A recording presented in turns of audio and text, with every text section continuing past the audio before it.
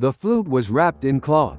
Park Jin-soo stopped. His father's old bamboo flute, rolled tightly in an old cloth, the cloth nearly worn through.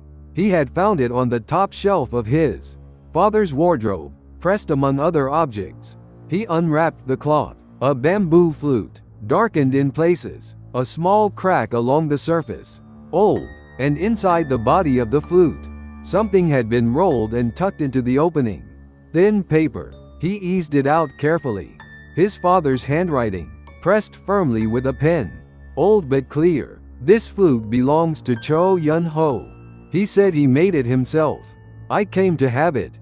It has been 20 years since I did find him. He was from the eastern coastal village. I don't know if he is still there. This was made by his hands. It needs to return. A name Jin-soo had never once heard. Choe Yun-ho. Not from his father. Not in 22 years of living together. He said he made it himself. This was made by his hands. It needs to return. Not I should give it back. Needs to return. As if the flute itself had somewhere it was meant to be. He held the flute close to the candle. Handmade. The holes unevenly spaced. Not factory-made. Someone had carved and shaped this by hand. Very small letters had been engraved along the surface of the bamboo. 3 syllables. Choe Yun-ho. The maker's name. His father had died 70 days ago. Before dawn, he had come out of his room to find him on the floor. Heart failure. His heart had been weak for years. The evening before had given nothing away. Dinner, television, the usual cough, bed. Nothing more. The funeral had passed. His older brother came from far away and left after 3 days. Jin-soo remained alone. His mother had died when he was 16. After that, he and his father had lived together in this house for 22 years. Now only Jin-soo remained. He had not moved a single thing from his father's room. Not the cushion, not the teacup, not the slippers. For more than 2 months he had put off sorting. Today he had finally made himself go in. The wardrobe first, clothes one by one, then the shelf above, and in the corner of the top shelf, the cloth-wrapped flute. His father had been a quiet man. Not warm, but not frightening. Simply still. He swept the yard. He walked briefly in the alley and came back. He set dinner on the table each evening. They ate and watched television and said very little. For 22 years, Jin-soo had never once asked what his father was thinking. His father had never offered. That was how this house had worked. And this flute had been on that shelf the whole time. For 20 years, wrapped in cloth, belonging to someone else, with a note that said it needs to return. The next morning he went to find the oldest resident of the village. A man named In Jae-seong, close to 80, who had known his father since they were young. He showed him the flute and the note. He said the name Choe Yun-ho, Eastern Coastal Village. The old man looked at the flute. He read the note. He was quiet for a moment. His expression shifted. Then he said, Choe Yun-ho. I remember him. He was in this village for a time when your father was young. He came from the eastern coastal village. He made flutes. Very good with his hands. Bamboo, always. I haven't heard of him since he went back. I don't know if he is still alive. But if he is, he would still be at the coast. Through careful inquiries over the following days, a name and contact came. An elderly man named Choe Yun-ho was living in the eastern coastal village. In his mid-70s, the name matched. He called. An old man answered, low and unhurried, but clear. Jin-soo said, my name is Park Jin-soo. I am the son of Park Hyun-chol. My father died 70 days ago. I found a bamboo flute while sorting through his belongings. His name was engraved on the surface. And inside the flute, a note in my father's handwriting said this flute was made by your hands and needs to return. The line went quiet for a long time. Then the old man said Hyun-chol has gone. Something in the voice, old and quiet. And then, he said he kept it. For 20 years. Will you come? Jin-soo said tomorrow. The next morning he took the early bus with the wrapped flute in his bag. 3 hours. A village by the sea to the east. The smell of the ocean arrived before the village did. Salt and spring mixed together. The sea was visible from the station. Spring water, blue and still. Small quiet village. He walked the alleys. Gray walls. Spring wind with salt in it. Warm. He found the house. A vegetable plot in the yard. And under the eave, bamboo stalks leaning against the wall. Several of them. An old one and some newer ones. A small work surface nearby. A carving knife resting on it. This man was still making things. He knocked. Slow quiet footsteps. The door opened. An old man in his mid-70s. Medium height. Nearly all white hair. Many lines on his face. Quiet deep eyes. Old work clothes. A piece of bamboo in one hand. He had been carving when he came to answer. He looked at Jin-soo. Then at the bag. Then he said, "You have Hyeon Cho's mouth." Jin-soo could not answer. They sat across a worn wooden table. 2 cups of tea poured. Through the window, the sea. Spring sea. On one wall, several finished flutes hung in a row. Different sizes. Different lengths. All made by hand. This man had not stopped making. Jin-soo unwrapped the cloth slowly on the table.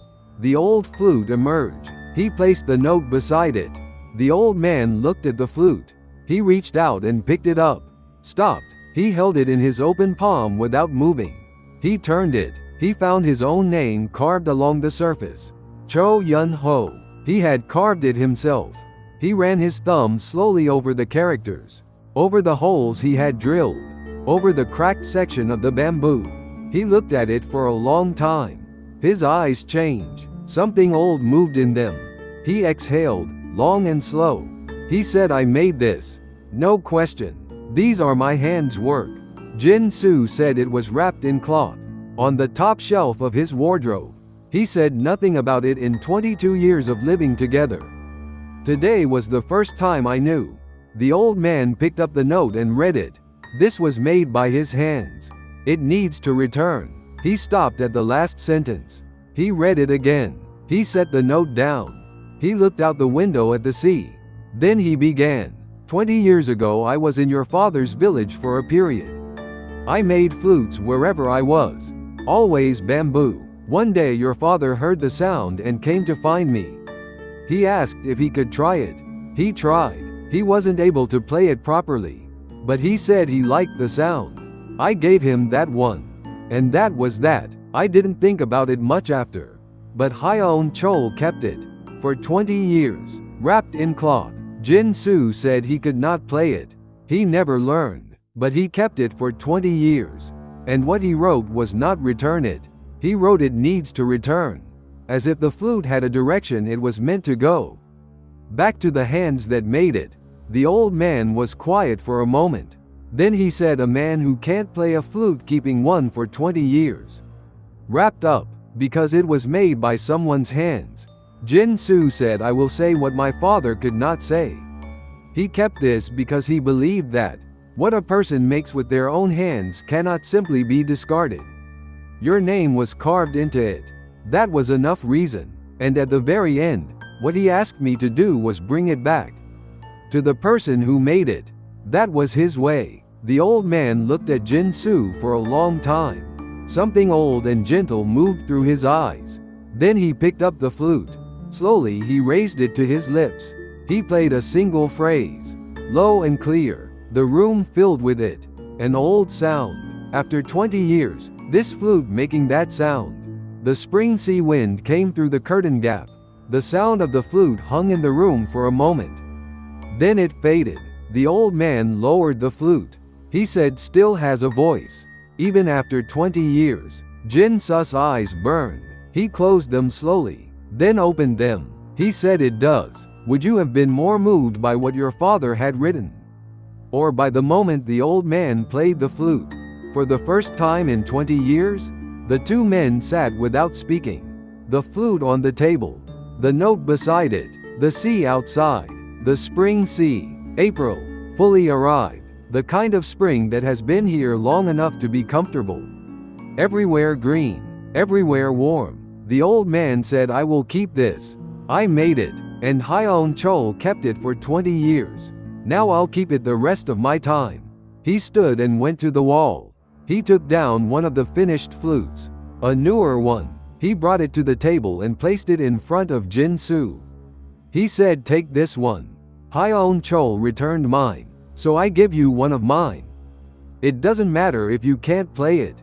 Hyun-chol couldn't either. Jin-soo received it with both hands, light and smooth, smelling of fresh bamboo, just made. He came home after dark. He went to his father's room. He opened the wardrobe, the top shelf, the empty spot where the cloth-wrapped flute had been. He placed the note there, and he set the new flute beside it. In that same space, where his father had kept the old flute for 20 years. His father had been a quiet man, but not a man who treated handmade things carelessly. He had kept a flute he could not play for 20 years. Because someone had made it with their own hands and carved their name into it. That had been his father's way. The way of knowing that what is made by hand carries the person who made it. The way of not discarding that. And the way of trusting his son to carry it back. Jin-soo had learned one part of it today. Perhaps too late, but today was enough. If this story stayed with you, the next one begins here too.